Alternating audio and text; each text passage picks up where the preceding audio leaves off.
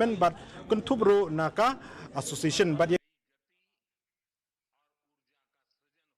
The celebration of Christmas, the Hnyf Women's Wing Central Body along with the Hnyf 20-mile circle undertook a meaningful initiative by distributing blankets to underprivileged families at the community hall in Pahamaulen village in the area as a gesture of Christmas goodwill. Speaking at the event, B. Karmuti, Secretary of the Hnyf Women's Wing Central Body, said that this initiative is part of the Hnyf Women's Wing ongoing social outreach activities, reflecting the organization's commitment to serving the welfare of society and the community at large.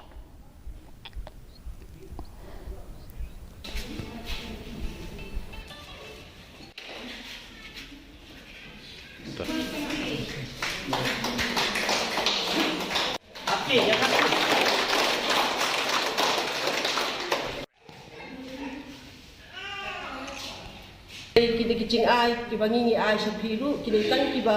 kendiat kita ret hore nakaliang jungi ngikerpat kita penpediang dagaba kemen kalong tang kadak kabangi penpau ya kicing ya kicing ya snow kemen lang kicing ya telilang kum ki para lok ki para jor ki para nong song snong hangni aku arkumer ha kicing pet kicing kmi i